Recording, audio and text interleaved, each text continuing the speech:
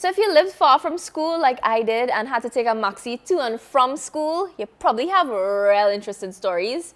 These are mine. To start things off, we had to walk through a cemetery to get to school. So I used to live in Point Fortin and I attended St. Joseph's Convent in San Fernando. So it was a little bit of a travel to and from school. We had a maxi that would take us, pick us up in the morning, take us to school, pick us back up from school in the evening, take us home. So right off the bat, things got real interesting. First day of Form 1, you know, I get ready with my crisp white shirt and pleated skirts and ready to go to school, hop in the maxi. First time having that experience. I've been in a maxi before, but never to travel to school. Anyway, y'all understand. Lo and behold, we are the last to be dropped off, okay? Because I guess the location of our school, we were always the last to be dropped off, my friend and I. And the maxi stops by a cemetery. And I'm just a little bit confused because that's not our school, right? Our school is not a cemetery.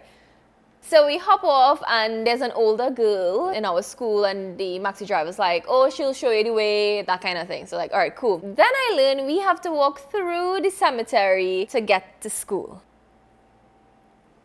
Okay. Well, at least you could say we weren't lonely because, you know, the spirits were walking with us walking to school. And we would have to walk like the entire width of the cemetery. Like enter the bottom gate, then walk through the entire cemetery and exit at the other end. That can't be normal. You know, is it going to school and telling your friend, hey, yeah, I just come from the cemetery there.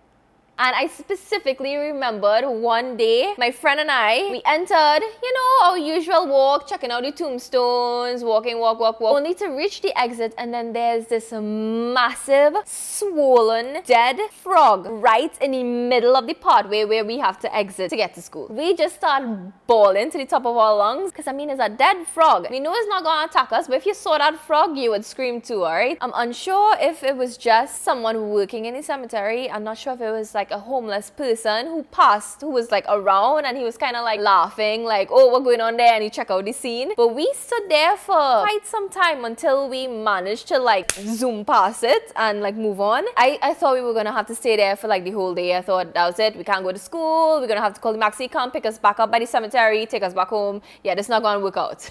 Or we could have just walked around.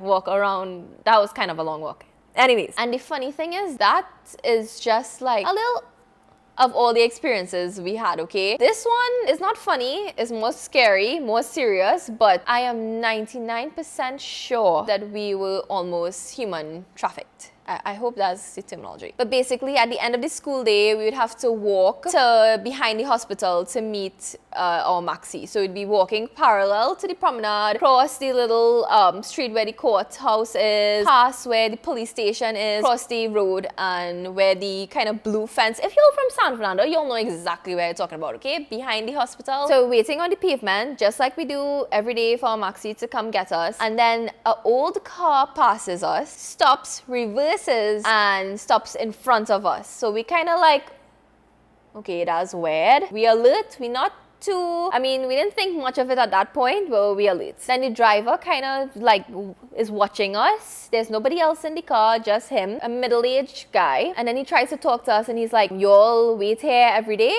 Are y'all here every day? And I watch my friend and she watches me and we're like, what's going on? And we ignore him. This was quite a few years ago, so I'm trying to remember everything as best as I can. So he asks us, you're here every day? And he's not moving. He's not going anywhere. The car there, he's still watching us. We're kind of looking away from him, kind of trying to ignore him, and eventually I'm just like, and look back away. I don't say anything. I'm just like, no. I think that's the end of it. He starts back the vehicle, begins to drive off, then he stops, turns the vehicle off, and then begins to open his door. Now we're like, nah, not today. We begin walking down the pavement, because I mean, he can't grab all of us at once, right? Thinking back then, we still not thinking he trying to kidnap us, but knowing it now and that later that day when we like told our parents and stuff, it was a big deal. It was scary. What happened next, boy? I think he was kind of looking around. I think he realized that he couldn't pull this off. He eventually pulls back the door closed, starts it up, and then he drives off. A few minutes later, our maxi shows up. We didn't say anything to the maxi driver, but when we got home, when our parents found out and my grandparents found out, she was like, nope, never again. She calls the driver. She's like, you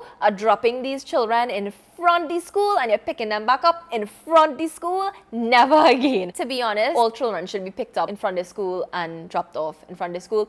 I don't think, I understand, I completely understand that it's not always convenient, but nah. Yeah, apart from those not so favorable conditions, another thing I also hated about living so far from school and traveling was waking up at 4:30 a.m. to only reach home at 4:30 p.m. and then you had the rest of the evening to just do homework and do whatever and then go to sleep to wake back up early. And you're not even guaranteed to reach home at 4:30 p.m. every day because sometimes the creek would flood. I remember that same week with the whole cemetery, getting used to the cemetery thing, that first week of going into Form 1, the creek flooded and we got home. It was already nighttime. It was probably like 8 or 9. It was late. And my grandma again, she was like, oh God, nah, she can't go through this. My grandpa was like, oh, it's just one time. She'll get used to it, you know? Don't get me wrong. Or you probably think I real spoiled. It's not like that. It's just that I don't believe that distance and traveling every day made for everybody and every student. It certainly wasn't for me. I was tired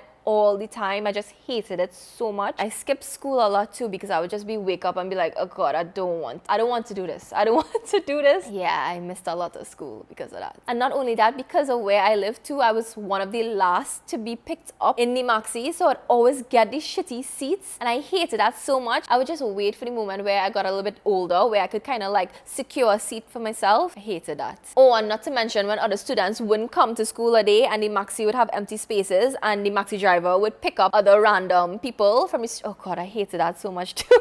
But there were nice experiences too, of course, when we would all like strategically come up with a plan to ask the driver to stop for food, like stop for KFC and thing before going home. Yeah, that was always a big deal. But anyway, super grateful for my education, super grateful that I was able to have transport to go to school. I know that others have it, they have it hard out there. So this is not me at all complaining. This is just me sharing some fun experiences, not so fun experiences. Did you have a long commute to school? Let me know what some experiences you had traveling, even if it is going to work or whatever. Let us know in the comments. And I'll see you in my next video. Bye.